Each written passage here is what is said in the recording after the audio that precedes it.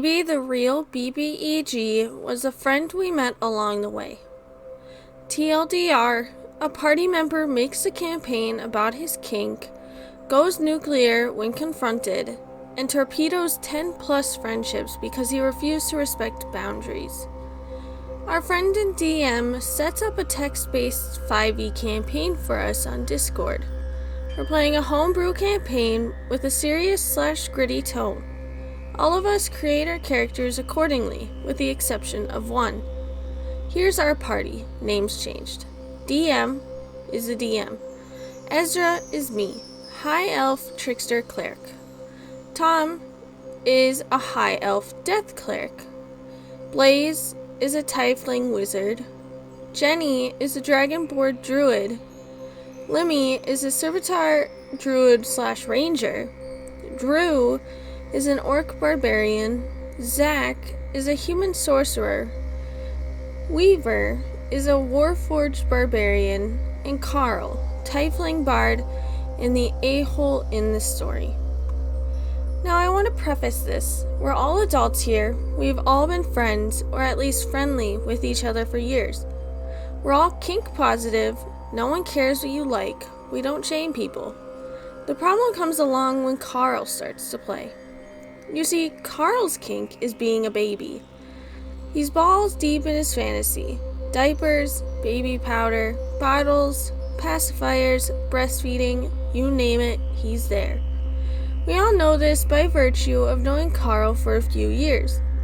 Weirdly, he treats his kink like a huge, shameful secret that would ruin his life if it got out, but has no problem with making references to it and play acting it all the time. But regardless, this wasn't a problem for any of us until he tried to get us to participate in it without our consent. Well, Carl rose up the most aggressively naive, lawful, stupid, I'm baby character he can possibly muster. His characters look like a tiefling who hails from the realm of Candyland. Picture strawberry shortcake with horns standing next to a bunch of hardened ex-cons, and you have our party. Everyone, including the DM, is trying their best to make this work because we're all friends and we just want to play some D&D. Enter the kink roleplay. In Carl's very first post as his character, he rolls up to the barmaid at the starting tavern and asks her for some milk, saying that he just finished drinking his bottle on the way into town. Cue a collective what the F from the rest of us, but we do our best to roleplay around him. His character is the most bubbly, squeaky, giggly, aggressively positive person in all of the Forgotten Realms. He invades my character's space on multiple occasions and effectively forces her into the corner of any room they're in because she's so preoccupied with trying to get away from him. My character carries a deck of marked cards and uses them to make money. She plays a few hands with members of the party, wins some gold, makes a few friends. Carl gets jealous. No one is interacting with his posts because they make everyone uncomfortable. He thinks if he acts like my character, he might get some interaction, so he demands that the DM give his character a deck of cards too. DM, who is a nice person and trying to keep everyone happy and invested in the campaign, acquiesces. I'm not sure how to say that word.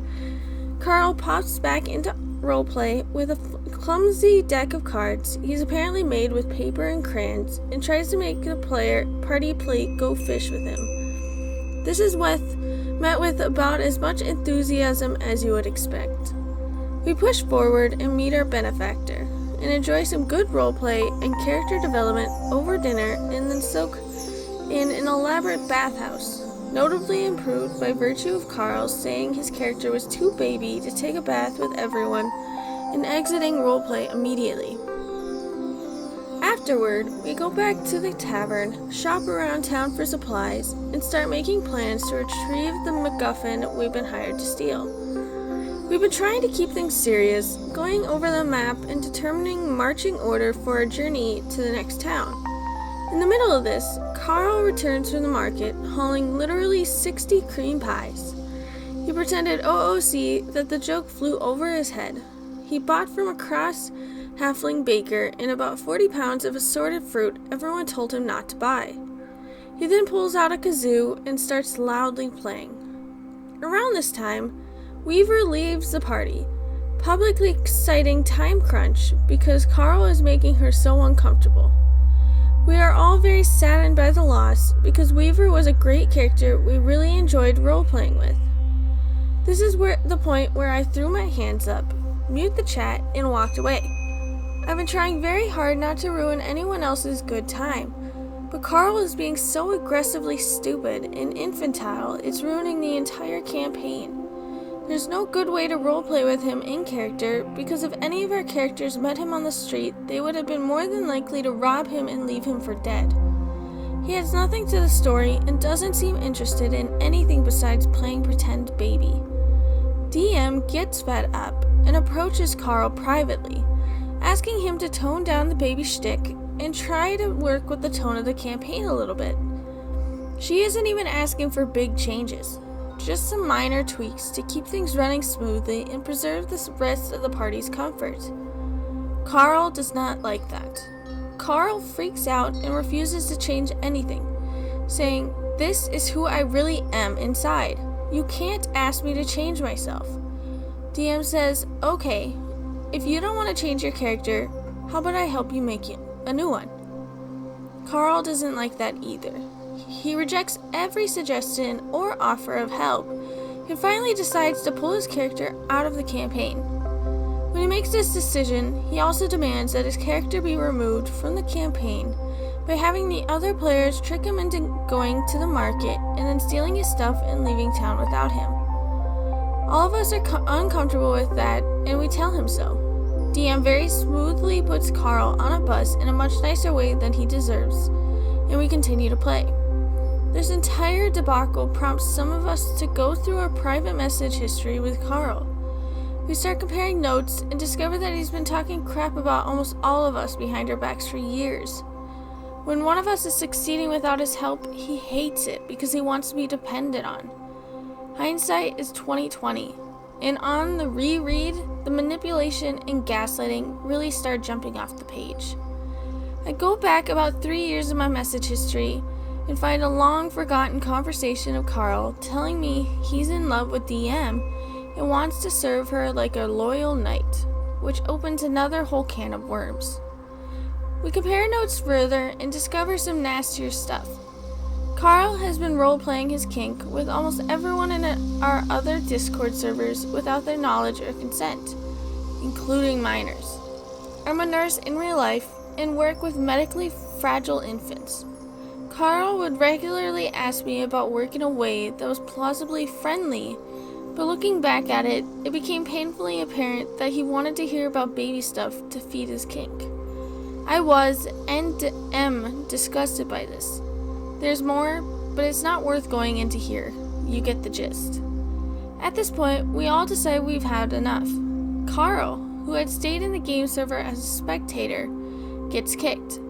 We cut ties with him and kick and/or ban him from all of our personal and emoji servers. He changes status to "I still love you," but thankfully never makes a stink about it publicly. We ended up going back through the campaign as a group and editing our posts to remove all reference to Carl and his character. The story is flowing nicely now with the party who are actually invested in the setting and plot, and we're having a great time. Unfortunately, to this day, I don't think Carl understands what he did wrong. Okay, so there is actually a few other comments by other players that were involved in the game, so I'm going to read those real quickly. So the first one is, as a player that participated in the campaign, it's me, your boy Tom. It was effing dreadful. My chart is chaotic evil and was not even the worst part of any of the interactions. Carl expected us to just open up to him with our characters and be fixed with the power of friendship. It was uncomfortable, pushy, and ridiculous. I'm so glad it was resolved before we got far in the campaign. We had gotten just back to our starting area or else I would have just walked. Thanks for writing this post up. It was a wonderful recounting of a frustrating situation. Now there is two more that I have found. DM here. This is about as good a recounting of events as you can get. I couldn't have said it all better myself. Unfortunately, this is a part of DMing that the books don't really prepare you for. How to confront a problem player when they're a longtime friend. There's a lot of things I could have done better in this situation. As a first-timer, I'm having to do a lot of on-the-job learning. I did my best to offer Carl olive branches and allow him to participate in a way that would make everyone else comfortable. He chose to leave instead. Had I known all the stuff we were going to dig up about him in the days that followed, I'd have removed him then and there. In addition to the above-mentioned baggage, him being in love with me and wanting to white knight for me, there aren't enough words to even begin to delve into that rabbit hole. I'd also like to mention the time he appropriated several of my original characters to roleplay his kink with, without consulting me. This might seem like small changes in the grand scheme, but as someone who's poured years of time and love into these characters, seeing them taken and used in such a fashion without consent felt like a serious violation of my trust. In the end, I'm glad he's gone, and it had to happen. It still hurts to have lost a friend that was such a big part of my life when I was in a bad place. But considering everything we've learned about him since, it hurts more to consider I might not have ever really known him to begin with. Luckily, the remaining party are all great players and great friends. We're having a wonderful time playing together, and I'm excited to see what shenanigans they pull to ruin all my carefully crafted plans. Okay, there is one more that I was able to find. And let me just find it. Oh, here it is. Another player from this game here, Blaze, Mr. Not appearing in the original post except in name, and as the only other tiefling in the game, Carl immediately thought that we should be the best of effing friends in character. Prefacing this with the fact that he and I have barely spoken 2 words to each other out of character outside this campaign, and I voiced my discomfort with him to a few of the other players beforehand, and even thought about dropping the campaign before we even started because he was there. There's some deep lore stuff about my tiefling that hasn't been revealed in the game yet, as we've only really just started now that he's gone. So I don't want to spoil our other players who are probably here. Hi guys. But Blaze really does not like other tieflings. Being entirely honest, he really doesn't even particularly like anyone other than Tom. In character, Blaze growled at Carl, and maybe not in these exact terms, but still, told him to F off, and Carl took it as a grave personal offense because he's baby. It was absolutely effing wild. So those were 3 of the comments that I was able to find. There might be a few more comments from another player, and as I start scrolling, here's another one, and I might as well read it because I found it. Another player, it's Zacky Boy. I didn't have much of a problem with the guy right up until I heard about all of this, and came home to see it had gone down while I was at work. I never got any weird vibes from Carl, other than a period of maybe 3 to 4 months when he DM'd me after I logged off with, "Good night, I love you," coupled with a waving emoji.